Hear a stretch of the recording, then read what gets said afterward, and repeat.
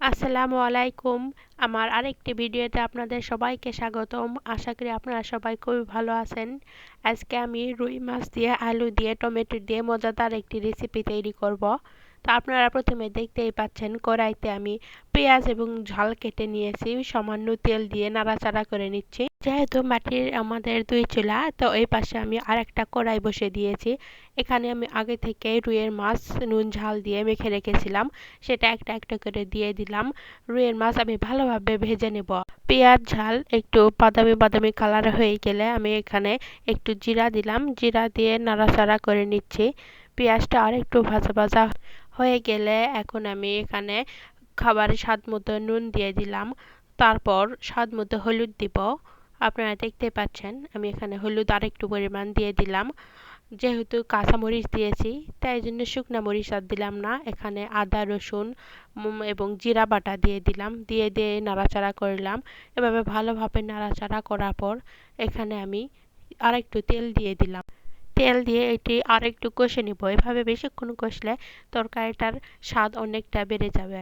এভাবে কষানোর পর যখন প্রায় এটা হয়ে আসবে, তখনই আমি আগে থেকে কেটে রাখা আলু দিয়ে দিব। আলু দিয়ে এখন আমি এটা নাড়াচাড়া করে নিব। যত বেশি এখানে কষবেন তত বেশি তরকারির স্বাদ বাড়বে। তো আপনারা এখানে দেখতেই পাচ্ছেন আমার মাটির চুলা। তো আমি দুই দিকে, একদিকে আলুর তরকারি দিয়েছি এবং আরেক দিকে আমি মাছটা ভেজে নিচ্ছি। তার এক পাশ ভাজা হয়ে গেছে, এখন আমি মাছটাকে উল্টে দিচ্ছি একটা একটা করে। দেখেন রুই মাছগুলো অনেক সুন্দর করে ভাজা হয়ে গেছে। তো এইদিকে আমার আলুও কষা প্রায় শেষ। এখন ভালোভাবে কষানোর পর আমি এখানে পরিমাণ মতো পানি দিয়ে দিলাম। আপনারা দেখতে পাচ্ছেন আমি এখানে পরিমাণ মতো পানি দিয়ে দিলাম যাতে আলুটা সিদ্ধ হয়ে যায়। আমি আর একটুও পানি দিয়ে দিলাম। এখানে পানি দিয়ে আমি কড়াইটা ঢাকনা দিয়ে ঢেকে দেব যাতে আলু তাড়াতাড়ি সিদ্ধ হয়ে যায়। এই পাশে আমার মাছ ভাজা প্রায় হয়ে গেছে, তাই আমি আরেকটা বাটিতে ঢেলে রেখেছিলাম এবং এখানে মাছের মাথাটা ভাজা হচ্ছিল। তো আলু এখানে সিদ্ধ হয়ে গিয়েছিল, তাই জন্য আমি আগে থেকে কেটে রাখা টমেটোগুলো আলুর সাথে দিয়ে দিলাম।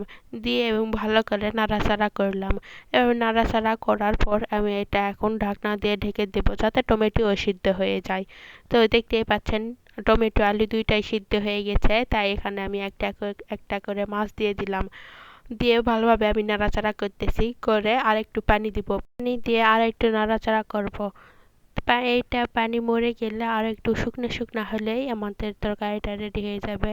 তো আপনারা দেখতেই পাচ্ছেন আমাদের তরকারি এখন রেডি হয়ে গেছে। তো আগে আমি একটা একটা করে মাছ তুলে নিচ্ছি, কারণ একবারে সব ঢাললে মাছ হয়তো ভেঙে যেতে পারে। তাই জন্য আমি আগে একটা একটা করে মাছ তুলে নিলাম।